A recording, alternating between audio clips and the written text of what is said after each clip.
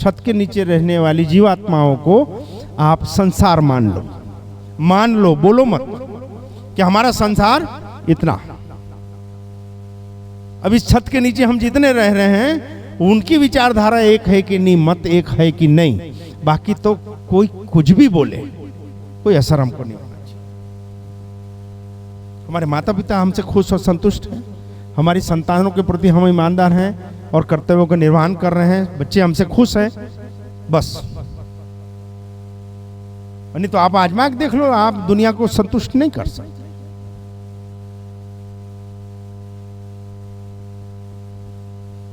इनके बीच सामंजस्य कैसे करना? जर्मन क्या बोल रहा था? क्या तकलीफ क्या है तेरे को? इधर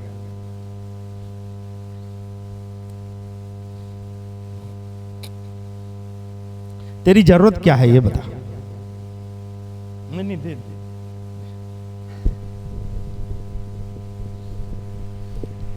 जो भी जीव माणिक धाम आया और उसको अपना पहला दिन याद है, तो जगत में कभी उसको मुंह नीचा करने की या सर झुकाने की जरूरत नहीं पड़ेगी। जो भी जीव माणिक धाम आया तब उसकी मनोदशा क्या थी, तब वो किस परिस्थिति में था, किस स्थिति में वो इस जागती ज्योत के सामने आया। जब तक वो दिन याद है कोई सवाल उठेगा नहीं। किस स्थिति में आया था? जेल में था। बोल। जेल में था मैं, और मतलब कुछ भी नहीं था मेरे पास में, और मतलब बहुत खराब स्थिति थी यहाँ आने से पहले। और तब समाज क्या बोलता? समाज उस समय तो ऐसा था कि उनके लिए हम कुछ थे ही नहीं, मतलब कहीं जाने आने के नहीं, अपने कोई पूछता नहीं था कौन हो क्या है ये, मतलब लोग धिक्कारते थे, सब कुछ उल्टा था आज से। तो मेरा वाणी से यही है कि जब पहले लोग हमको धिक्कारते थे और आज सब कुछ है, तो हम उनको क्यों माने? बेटा ऐसे किसी जीवात्मा की हमारी नज़र में कोई कीमत नहीं होनी चाहिए जो हमारी सिद्धि और संपत्ति पर हमको पूछता और नकारता है। और जिसने सब कुछ दिया माड़ी ने, हम उसको भी नहीं माने माड़ी। आप समझ रहे हो बेटा क्या बोल रहे हैं? ऐसे कौन से संबंध काम के जो हमारी सिद्धि और संपत्ति को, हमारे पास आज कुछ है तो हमको पूछ रहे हैं, और अगर कुदरत ने हमारी परीक्षा ली और आज हम अगर परीक्षा के दौर से निकल रहे हैं तो हम हे हो गए। ऐसे रिश्तों को और ऐसे संबंधों को और ऐसे समूह को क्या करना है? परीक्षा की ऐसा कौन सा जीव है जो परीक्षा से नहीं गुजरा?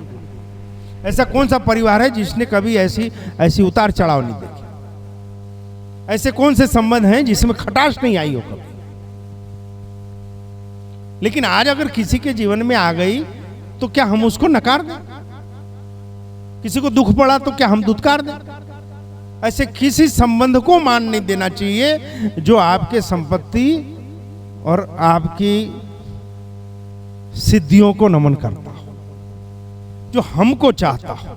मेरे पास तो कुछ भी नहीं था, और माड़ी ने जब साक्षात दर्शन दिए दया करके और ये पूछा कि मांग बेटा क्या चाहता है, जब माड़ी ने ये पूछा क्या चाहता है तो एक ही वचन निकला था कि माड़ी मैं आपको चाहता हूं, बस मुझको आप होना। और तब भगवती मां मेलड़ी बोली थी कि बेटा सदियों के बाद ऐसा कोई मिला कि जो मुझसे नहीं चाहता मुझको चाहता है।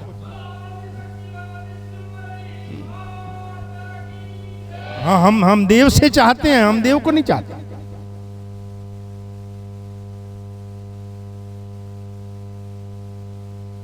जब हमारे पास कुछ नहीं हो, देखो ये बात एक बार और आई। अब जब भी खेड़ा जाते हैं तो खेड़ा के भगत बोलते हैं कि बेटा माड़ी को वहां आने की बहुत इच्छा है। जब मेरे पास कुछ नहीं था और सब कुछ बेच लिया और हाथ में जब कुछ रुपया आया था, तब माड़ी को मैंने खेड़ा में जाके बोला था कि भगवती आप पधारो और आपका समय ऐसा करूंगा कि छत्तीसगढ़ देखेगा। वो दिन और आज का दिन है, उसके बाद मैंने कभी नहीं बोला। अब वो अक्सर बोलते हैं कि बेटा मुझको आने की इच्छा है, ना तेरी मर्जी, आना हो तो आ, दरबार खुला पड़ा है। जब भी खेड़ा जाता हूं तो एक बार जरूर निश्चित रूप से भगत जी बोलते हैं कि बेटा मेरे को छत्तीसगढ़ आना है। बोला आपकी मर्जी, प्लेन में आए, ट्रेन में आए, गाड़ी में आए, जिसमें आना हो आप बोलो। आपको चार्टर प्लेन में आना तो बोलो, व्यवस्था कर देंगे, आपकी मर्जी। ये तो उस शक्ति के भगत हैं छत्तीसगढ़ में कि जो न देव को भी बोलते हैं आओ और न देव को, दानव को बोलते हैं जाओ। जब कुछ ना हो और तब अगर तुम मेरे तरफ दौड़ रहे हो, मेरे पास आ रहे हो, मेरे को अपना रहे हो, तब तो मेरे संबंधी हो बेटा, तब तो मेरे साथी हो आप। लेकिन आज अगर मैं संपन्न हो गया तो मुझको ऐसे साथियों की, ऐसे समाज की या ऐसे संबंधियों की जरूरत नहीं है कि जो मेरी संपन्नता पे खड़े होते हैं।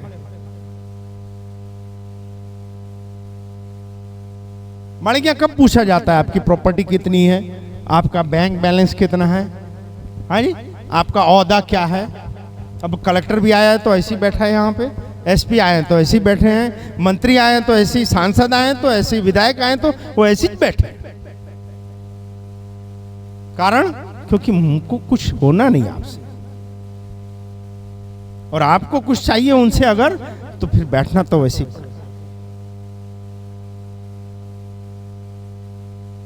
इसलिए विवेक को जागृत रखना,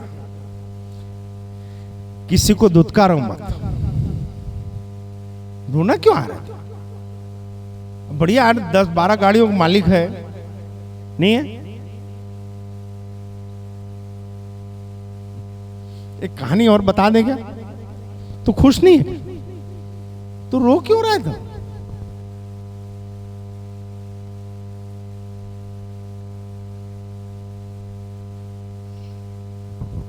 हमेशा संसार में देखना बेटा, ये परीक्षाएं जब आप पास होने वाले रहते हैं तब बहुत आती है कि अब आपको ऐसा करना है, आपको आगे बढ़ना है कि पीछे हटना है, आपको यू टर्न लेना है कि अब बढ़ते रहना। ये सबके जीवन में आएगा और ये टर्निंग पॉइंट आना चाहिए। अगर हम किसी के सेवक हैं, किसी जागृत शक्ति की नजर में हैं, अगर हम किसी की दया पे जी रहे हैं, तो इतना विवेक हमको होना चाहिए कि हमको कब मुड़ना है इसका भान, हमको कब रुकना है इसकी हमको समझ। अगर नहीं है तो फिर तुम मेलडी के सेवक नहीं। आप किसी के भी सेवक हो सकते हो पर भगवती मेलडी के सेवक नहीं हो सकते जिसमें चेतना ना हो। अच्छा, आपको क्या करना है ये हम नहीं कह सकते, तो कुछ बोलना है? बैठ। आपको क्या करना है ये मुझको नहीं मालूम, पर इस बात पे 2006 में एक समाज इकट्ठा हो गया कि सुरेश तुम मेलडी करता है ना तो हम लोग तेरे के यहां नहीं आएंगे। अगर उस समय हम लोग क्या कहेंगे करके पीछे हट जाते,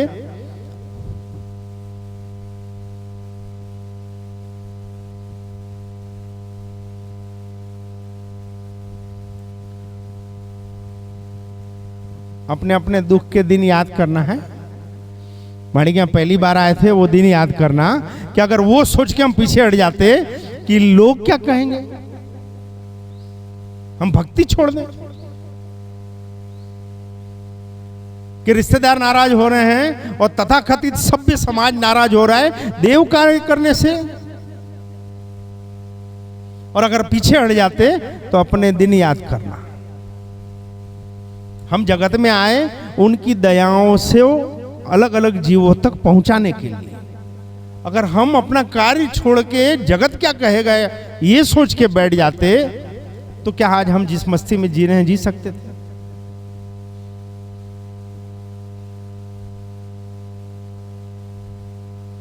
बिनवार क्या होता चड्डा? एक इमेजिंग करो बेटा, अगर हम अपने पथ से हट जाएं तो आप जो कार्य लेके पृथ्वी में आए हो वो कितनी अव्यवस्था हो जाए बेटा। जब आप नामर्दाई दिखाते हो, जब आप अपने कर्तव्य के प्रति नपुंसक हो जाते हो, अपनी जवाबदारियों से भागते हो, तब ईश्वर ने जो कार्य देके आपको भेजे हैं वो पूरी सिस्टम गड़बड़ाती है। अब फिर बोलते हैं हमने तो कभी किसी का कुछ बिगाड़ा नहीं, तो हमारे साथ ऐसा क्यों? अरे नामर्दाई किया तूने। मनुष्य जीवन में पैदा होके आया, वो किया क्या? न खुद के लिए और न उसके लिए। एक कहानी बताऊं बेटा, समझ में आ जाए तो आपकी, नहीं तो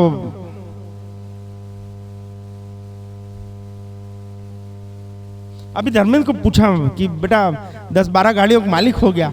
बोले नहीं। तो माड़ी की। एक बार माड़ी ऐसे आ गए, सदे आ गए। उसने पूछा बेटा ये सब तेरा है? क्या जवाब देंगे आप?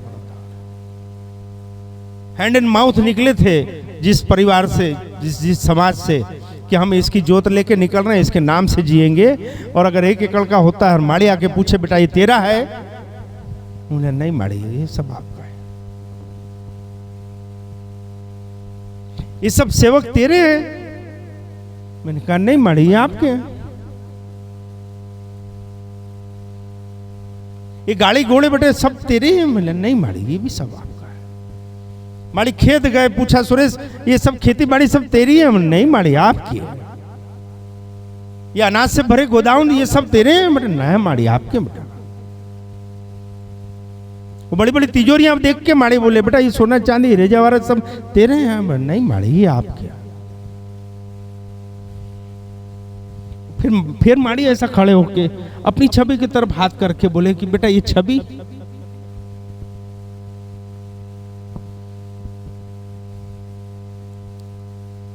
ये आपकी नहीं है, ये मेरी मेलडी है। ये सब कुछ आपका है, ये मेरा है।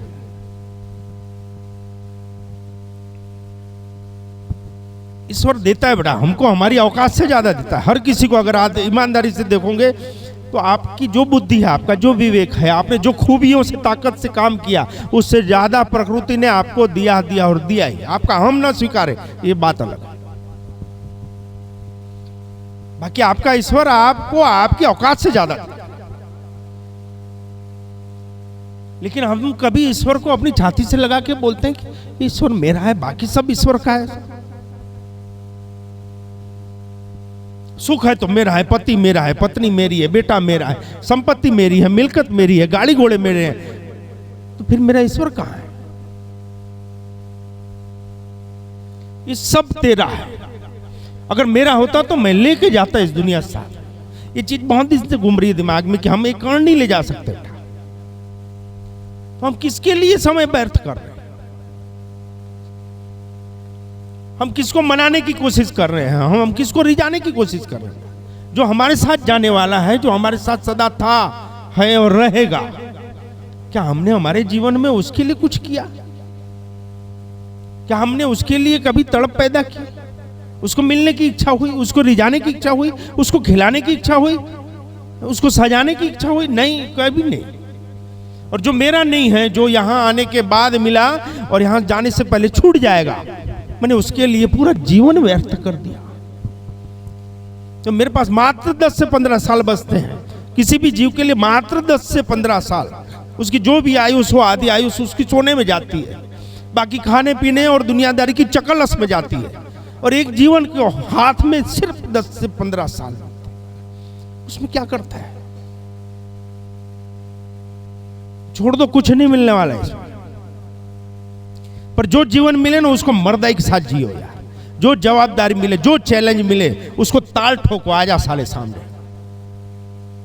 हम जिए ही नहीं तो मरेंगे कैसे मजे में? हमने जिंदगी जी नहीं कभी। अरे मौत सामने खड़ी हो तो खुशी होनी चाहिए कि साले जी लिए यार, जो करना था कर लिए हमने। जितनी हो सकती थी सेवाएं की, मदद की, समझ दी अपनी, अनुभव दिए अपने। अब समय आ गया है जाने का। उस चेतना के साथ जब हम प्रयाण करते हैं और मृत्यु को स्वीकार करते हैं, तब अगला जो भी स्टेप आता है हमारे लिए, वो हमारे जीवन का स्वर्णीय काल होगा। हम सोने में निकाल देते हैं बेटा सब कुछ। हम सब कुछ सोने में निकाल देते हैं।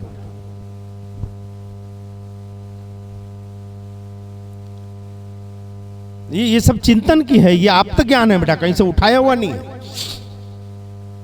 उठाया हुआ नहीं है। हमने दुनिया के लोगों के लिए, जरूरतमंदों के लिए, समाज के लिए, रिश्तेदारों के लिए अपने जान और मान की हमने हमेशा दांव पे रख के बाजियां के लिए। आज आके कोई सवाल क्यों नहीं करता? क्योंकि उसको मालूम है कि इसने अपने अपने समय में हमारे लिए क्या नहीं किया है। लेकिन आज अगर हम इस परिवार के साथ नहीं खड़े हैं तो सिर्फ उस नामर्दाई के कारण।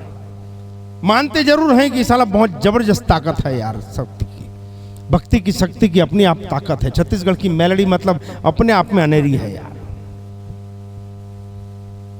कि उसका वचन चल जाए, न किसी ताबीज की जरूरत, न किसी गंडे की, न भभूत की जरूरत है। साला मुर्दा खड़ा कर दे, एक ताल ठोक दे तो ये ताकत है, लेकिन साथ खड़े रहने की ताकत नहीं है, नैतिकता नहीं है उतनी। हम क्या उस रिश्ते और उस समाज को हम बात करते हैं जिसमें सच्चाई को और धर्म को स्वीकारने की ताकत ना हो, खाली भीड़ में खड़े रहने की ताकत हो, उस जीवों को हम नहीं स्वीकार सकते। और शेर भीड़ों में नहीं रहते, और न शक्तियों के सेवक भीड़ों में रहते हैं बेटा। तो जहां खड़े होते हैं ना वहां भीड़ करते हैं। मेलोडी का वचन मतलब कैसा वचन बेटा? ये पीटीएस में एक प्रेतात्मा एक ट्रेनिंग वाले बच्चे को आके परेशान कर रही थी। ये 5-8 साल पहले की बात है कि नाइट ड्यूटी करके सिपाही कहीं से आ रहा था और मुंदड़ा कुंज के आजू बाजू कहीं रात को 12-1 बजे बाथरूम करने के लिए रुका। उसके बाद आके सोया, तबीयत बिगड़ी। दूसरे दिन से उसको प्रेतात्मा दिखने लगी। और बैरक में जब भी प्रेतात्मा आती थी सभी पंखे, ट्यूबलाइट उड़ जाते थे। और सुबह जब लड़का उठता था तो निवस्त्र, एक कपड़ा नहीं रहता था शरीर में। 1 हफ्ते में वो लड़का तो मेरे जैसा हट्टा कट्टा मुस्टंडा हड्डी गोदाम हो गया था। उसको ये नोटियाल जी और चंद्रवंशी उठा के लाए थे। मंगलवार का दिन था, उठा के लाए बच्चे को कि माड़ी सिपाही को देखो क्या क्या बोल रहा है। उसने बताया कि माड़ी ऐसी ऐसी तकलीफ है, प्रेतात्मा आती है, वो फिर मेरे पे चढ़ जाती है, वो मैं कुछ चिल्ला नहीं सक रहा हूँ और अब तो मेरे को डर लगा है। नोटियाल जी पूछे क्या बात है, आप पुलिस वाले हो के इन सब चीज़ों पे भरोसा? नोटियाल जी बोले एक बार तो हम भी सब लड़कों के साथ बैठे थे चैम्बर में और बोले देखते हैं कौन आ रहा है, आए तब बताना। तो जैसे ही 12 बजा, 12:15 बजा और लड़का बोला देखो आ रही है। इतना बोलना हुआ और जितनी ट्यूबलाइट थी फूट गई, पंखे चल रहे थे वो बंद हो गए। माड़ी के सामने आया। माड़ी ने कहा क्यों चिंता करता है बेटा? वो दोनों तीनों सिपाही माड़ी को अपनी व्यथा बता रहे थे। माड़ी ऐसा होता है वैसा होता है। माड़ी क्यों चिंता करता है बेटा? बता दिया ना, जा चुपचाप। जो रोज मौत का सामना कर रहा है वो सिपाही जब माड़ी के सामने आया, माड़ी ऐसे ही कुर्सी लगा के बैठे थे तब यहाँ पे, बोला माड़ी ऐसी ऐसी तकलीफ है, वो सब बताना चालू किया। माड़ी बोले बस बंद कर बेटा, बता दिया ना। अब वो अगर आए तो बोलना मैं जाके माड़ी को बता के आ गया, मेरा नाम बोल देना। दूसरी रात तो कुछ नहीं हुआ, फिर 1 रात रुक के प्रेतात्मा आई। और जैसी वो बैरक के गेट के पास जैसी खड़ी हुई और इसने पहले तो डर के मारे ओढ़ लिया, फिर याद आया माड़ी मिल के आया, चद्दर उठाई, बैठ गया और जय मड़ी जय मड़ी जय मड़ी ऐसे चालू हो गया उसका। बोले तू भूतनी फिर बार आती है, मैं माड़ी बता के आ गया हूँ, बाजू में बैठे माड़ी। इसका ये बोलना हुआ और चौखट पार नहीं कर सकी। और बैरक में जितने थे वो जय माड़ी चिल्लाने लगे और वो वहीं पे अग्नि में भस्म हो गई। अब क्या सोच रहे हो बेटा, किसके सामने 2 घंटा 1 घंटा बैठ रहे हो? ये नाम ही काफी है यार। दूसरे तीसरे दिन लड़का आया, बोले बड़ी गजब हो गया, ऐसा हुआ। बोले हमको तो ऐसा कि कुछ भभूत देंगे, ताबीज देंगे, कुछ जाड़ फूक करेंगे। तो भाई इसकी जरूरत तांत्रिकों को पड़ती है, देवों को नहीं पड़ती, शक्तियों को पड़ती नहीं इन चीजों की जरूरत। तो सम्मुख आ गए, नजर पड़ गई, स्पर्श हो गया, बहुत बड़ी बात है। हम ऐसे शक्ति और ऐसी अग्नि के पुजारी हैं जिसका नाम सब कुछ है। उसके बाद भी अगर हम निरंतर आ रहे हैं, कुछ नहीं पा रहे हैं,